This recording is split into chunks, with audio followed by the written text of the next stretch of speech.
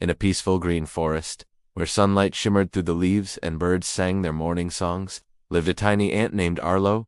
Arlo was small, so small that most creatures barely noticed him, but inside him was a heart full of courage, kindness, and curiosity. Everyone in the ant colony knew him as the little helper. If someone dropped a crumb, Arlo picked it up. If someone felt sad, Arlo cheered them up. If someone needed assistance, Arlo was always the first to show up.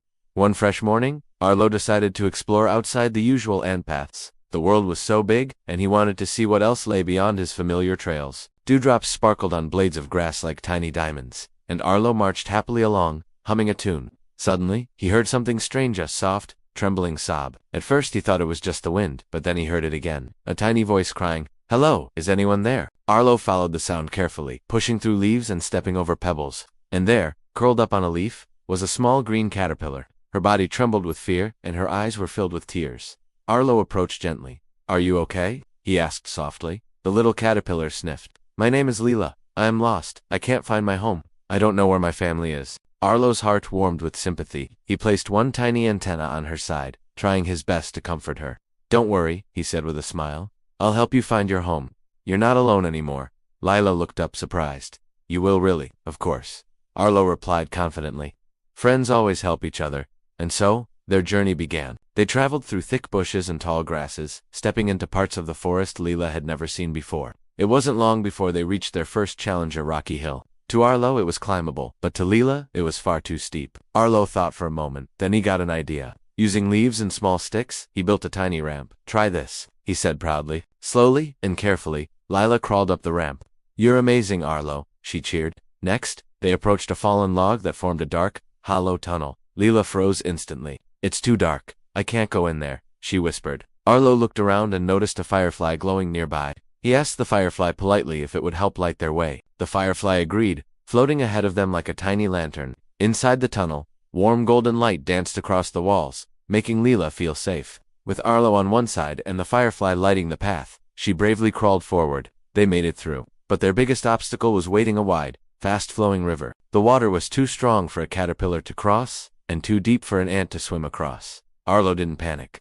"We'll build a raft," he said. He gathered twigs, leaves, and sticky sap.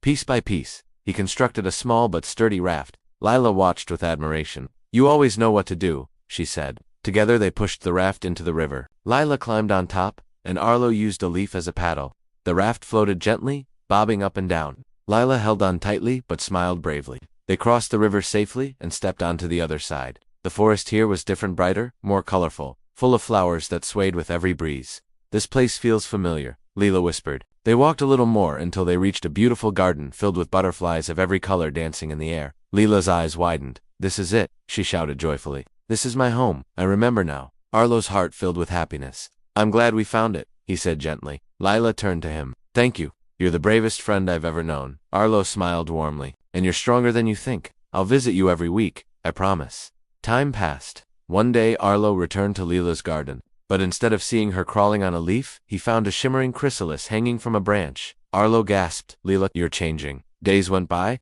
and then, one morning, the chrysalis cracked open. A pair of beautiful, rainbow-colored wings unfurled. Lila had transformed into a stunning butterfly. She fluttered her wings and landed gently beside Arlo. "Thank you," she said. "Because of you, I became who I was meant to be." Arlo smiled proudly. "And because of you, I learned how powerful kindness can be." From that day on, the ant and the butterfly remained the best of friends. Their bond reminded everyone in the forest that no matter how small you are, your kindness can change someone's whole world. And so, the forest continued to glow with sunlight, music, and magic because of one tiny ant who chose to help a lost caterpillar.